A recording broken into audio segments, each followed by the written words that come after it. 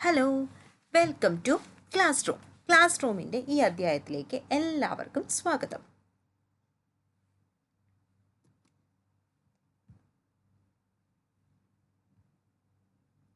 നമ്മൾ ഇന്നിവിടെ സ്റ്റാർട്ട് ചെയ്യാൻ പോകുന്നത് യൂണിറ്റ് 2. നിങ്ങൾ കമ്പ്യൂട്ടർ സയൻസിലെ യൂണിറ്റ് 2ൻ്റെ ചാപ്റ്റർ 1 ആണ്. ചാപ്റ്റർ 1 എന്ന് പറഞ്ഞാൽ അൽഗോരിതംസ് ആൻഡ് ഫ്ലോ ചാർട്ടാണ് നമ്മളിവിടെ സ്റ്റാർട്ട് ചെയ്യാൻ പോകുന്നത്.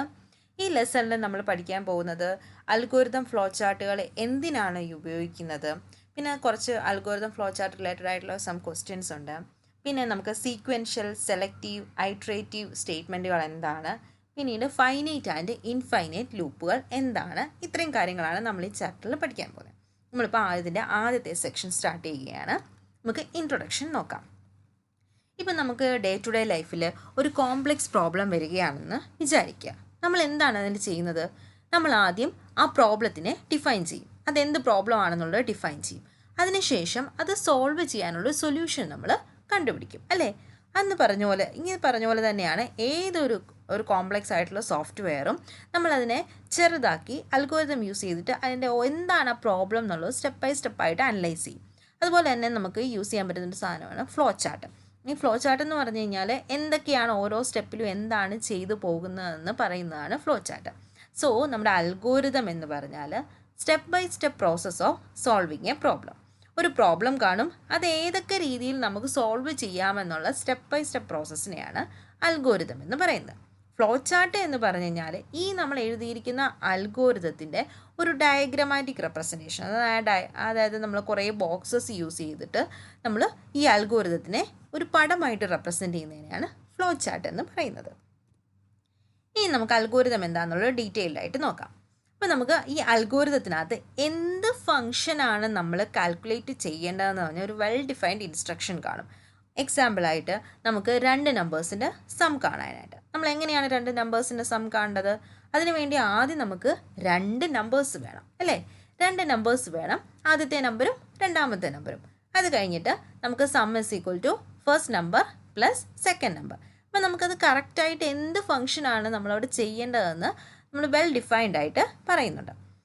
അപ്പം നമ്മുടെ ഈ അൽഗോരിതം സ്റ്റാർട്ട് ചെയ്യുന്നത് അതിനൊരു ഇനിഷ്യൽ സ്റ്റേറ്റ് കാണും. അതിനുശേഷം എന്തൊക്കെ ഇനിഷ്യൽ ഇൻപുട്ടുകളാണ് നമ്മൾ കൊടുക്കേണ്ടതെന്ന്, പിന്നെ എന്തൊക്കെ ഫങ്ഷൻസ് ആണ് നമ്മൾ പെർഫോം ചെയ്യുന്നത് till we get A final answer. നമുക്ക് ആ ഒരു അവസാനത്തെ ആൻസർ കിട്ടുന്നവരെ നമ്മൾ എന്തൊക്കെ ഫങ്ഷൻസ് ആണ് അവിടെ പെർഫോം ചെയ്യേണ്ടത് എന്നുള്ള ഓരോ സ്റ്റെപ്പ് ബൈ സ്റ്റെപ്പ് പ്രോസസ്സാണ് ഇവിടെ ചെയ്യുന്നത്, അല്ലേ?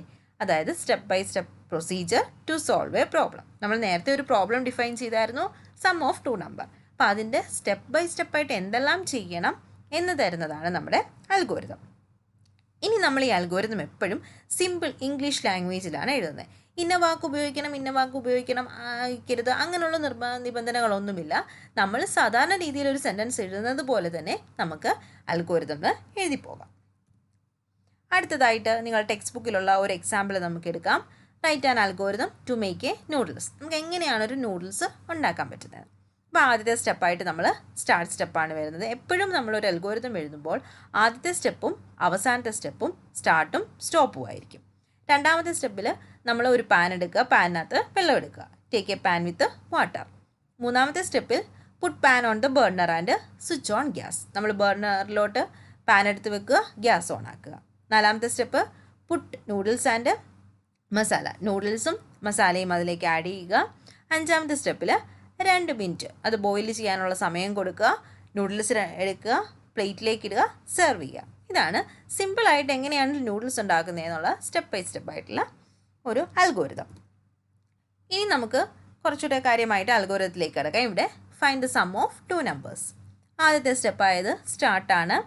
രണ്ടാമത്തെ സ്റ്റെപ്പ് എന്ന് പറഞ്ഞാൽ എൻ്റർ ദ ഫസ്റ്റ് നമ്പർ. മൂന്നാമത്തെ step enter the second number. നാലാമത്തെ സ്റ്റെപ്പിൽ നമ്മൾ sum is equal to first number plus second number എന്ന് കൊടുക്കാം. ഇതല്ലാതെ എനിക്ക് വേണമെങ്കിൽ രണ്ടാമത്തെ സ്റ്റെപ്പിൽ തന്നെ എൻ്റർ 2 നമ്പേഴ്സ് എന്ന് പറഞ്ഞ് കൊടുക്കാം. അത് കഴിഞ്ഞ് മൂന്നാമത്തെ സ്റ്റെപ്പിൽ sum is equal to first number plus second number എന്ന് കൊടുക്കാം, സ്റ്റോപ്പ് കൊടുക്കാം. ഇതൊക്കെ നമ്മൾ എഴുതുന്ന ആളുടെ ഒരു മനോധർമ്മം പോലെ തന്നെ എഴുതാം. സം എന്ന് പറഞ്ഞാൽ നമുക്കറിയാം ഫസ്റ്റ് ഒരു നമ്പറുണ്ട്, രണ്ടാമത്തെ നമ്പർ, 2 നമ്പറും കൂടെ കൂട്ടുകയാണ്. ഒന്നിൽ നമുക്ക് ആദ്യത്തെ സ്റ്റെപ്പിൽ തന്നെ 2 നമ്പറിനെയും റീഡ് ചെയ്തിട്ട് മൂന്നാമത്തെ സ്റ്റെപ്പിൽ കൂട്ടി നാലാമത്തെ സ്റ്റെപ്പിൽ വേണമെങ്കിൽ പ്രിൻറ്റ് ചെയ്യത്തക്ക രീതിയിൽ അങ്ങനെ നമ്മളുടെ ഒരു മനോധർമ്മം പോലെ തന്നെ നമുക്ക് എഴുതാൻ പറ്റും. ഇനി നോക്കി 3 എക്സാമ്പിൾസ് ഞാൻ അഡീഷണൽ ആയിട്ട് കൊടുത്തിട്ടുണ്ട്. അതിൽ ആദ്യത്തേത് ഫൈൻഡ് സം ഓഫ് 3 നമ്പേഴ്സ്. 3 നമ്പേഴ്സിൻ്റെ സം കണ്ടുപിടിക്കാൻ. എങ്ങനെയാണ്? 3 നമ്പേഴ്സ് റീഡ് ചെയ്യുക. 3 നമ്പേഴ്സിന് first number plus second number plus third number. നേരത്തെ എഴുതിയിരിക്കുന്ന അൽഗോരിതത്തിന് ഒരു സ്റ്റെപ്പും കൂടെ കൂടുതൽ വരുമെന്നേ ഉള്ളൂ. ഇനി അടുത്തത് നോക്കിയേ. Write an algorithm to find difference between 2 numbers. 2 നമ്പറുകളുടെ വ്യത്യാസം കണ്ടുപിടിക്കാനാണ് ഇവിടെ ചോദിച്ചിരിക്കുന്നത്. എങ്ങനെയാണ് നമുക്ക് 2 നമ്പറിൻ്റെ വ്യത്യാസം കണ്ടുപിടിക്കാൻ പറ്റുന്നത്? ആദ്യത്തെ നമ്പർ മൈനസ് രണ്ടാമത്തെ നമ്പറാണ്. അപ്പോൾ നേരത്തെ എഴുതിയിരിക്കുന്ന അൽഗോരിതത്തിനകത്ത് സമ്മിന് പകരം difference is equal to first number minus second number. അടുത്തതായി നോക്കിയേ. Write an algorithm to find product of 2 numbers. 2 നമ്പറുകളുടെ പ്രോഡക്റ്റ് കണ്ടുപിടിക്കാനാണ്. അതായത് നമ്മൾ മൾട്ടിപ്ലൈ ചെയ്യുക 2 നമ്പേഴ്സിനെ. എങ്ങനെയാണ് നമുക്ക് ചെയ്യാൻ പറ്റുന്നത്? First number into second number. Okay ആണല്ലോ.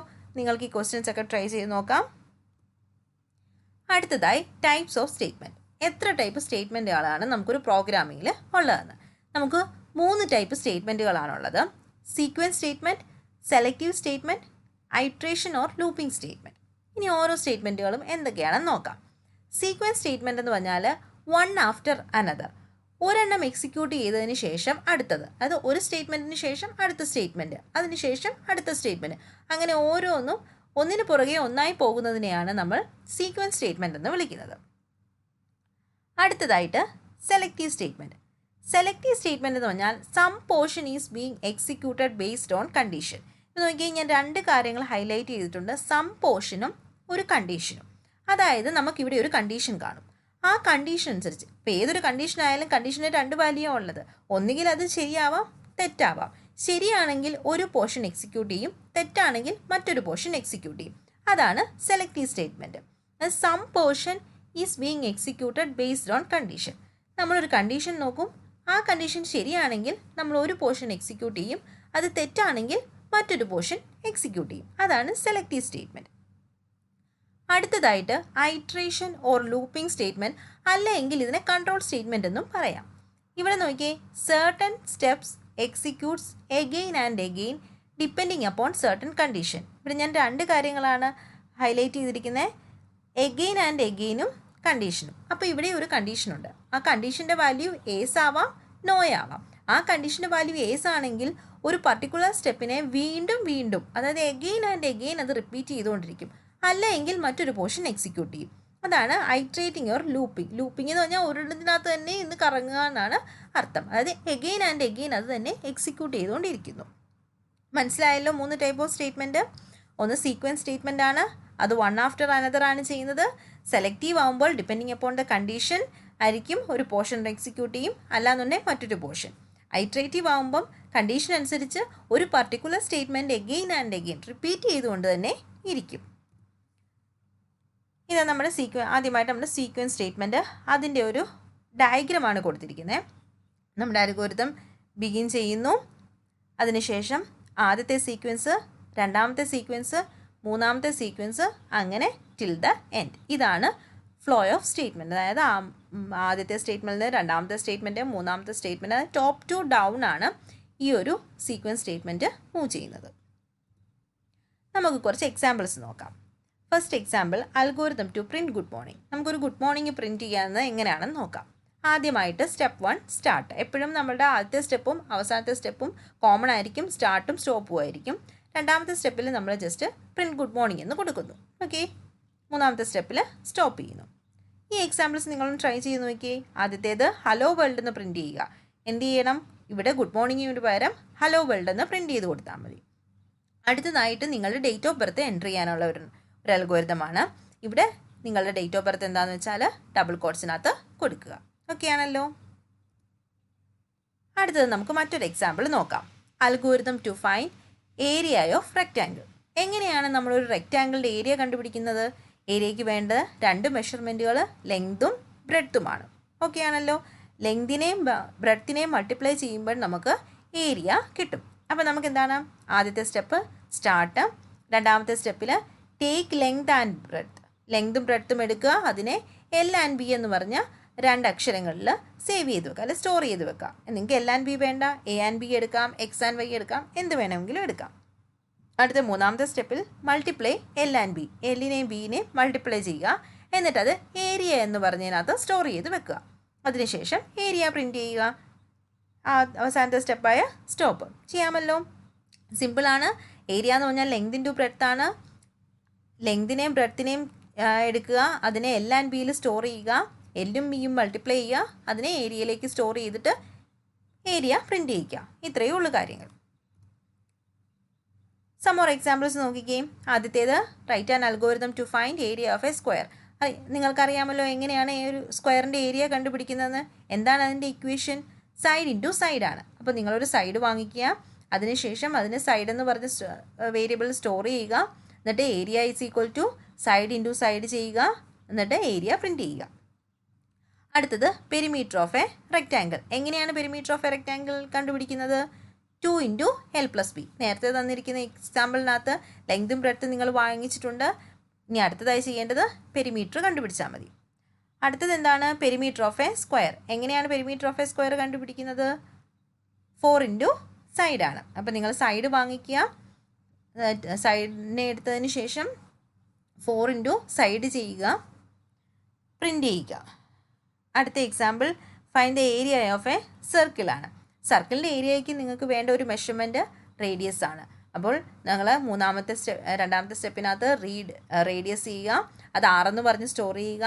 Area is equal to pi into R square ആണ്. അപ്പോൾ പൈ എന്ന് പറഞ്ഞാൽ 3.14 ആണെന്നറിയാം. 3.14 ഇൻറ്റു 6 ചെയ്ത് കഴിഞ്ഞാൽ ഏരിയ ഓഫ് സർക്കിൾ കിട്ടും. ഇനി fine perimeter of A circle. എങ്ങനെയാണ് പെരിമീറ്റർ ഓഫ് എ സർക്കിൾ കണ്ടുപിടിക്കുന്നത്? അതിൻ്റെ ഇക്വേഷൻ എന്താണ്? നിങ്ങൾക്കറിയാമല്ലോ, അത് 2πr ആണ്. അപ്പം നിങ്ങൾ നേരത്തെ പോലെ തന്നെ radius store it in R, അതിനുശേഷം perimeter is equal to 2 into 3.14 into R ഇത് ചെയ്ത് കഴിഞ്ഞിട്ട് പ്രിൻറ്റ് പെരിമീറ്റർ കൊടുക്കുക. നിങ്ങൾക്ക് ട്രൈ ചെയ്യാമല്ലോ. ഇനി നിങ്ങൾക്ക് എന്തെങ്കിലും ഡൗട്ടുകളോ നോട്ട്സുകളോ വേണമെന്നുണ്ടെങ്കിൽ ഈ മെയിൽ ഐ ഡിയിലേക്ക് മെയിൽ ചെയ്യുക. അതുപോലെ തന്നെ ഞാൻ കുറേ ട്രൈ ദീസ് ക്വസ്റ്റ്യൻസ് തന്നിട്ടുണ്ടല്ലോ. ഇതിലേക്ക് എന്തെങ്കിലും ഡൗട്ടുകളുണ്ടെങ്കിൽ നിങ്ങൾക്ക് ഈ മെയിൽ ഐ ഡിയിൽ മെയിൽ ചെയ്ത് ചോദിച്ചു കഴിഞ്ഞാൽ ഞാൻ എൻ്റെ ആൻസർ പറഞ്ഞു തരുന്നതാണ്. എന്തെങ്കിലും ഡൗട്ടുകളുണ്ടെങ്കിൽ ഈ മെയിൽ ഐ ഡി വഴി നിങ്ങൾ ചോദിക്കുക. അതുപോലെ തന്നെ നമ്മുടെ ചാനൽ സബ്സ്ക്രൈബ് ചെയ്യുക. ഇനിയും മോർ വീഡിയോസ് അപ്ലോഡ് ചെയ്യുന്നതാണ്. Thank you for watching.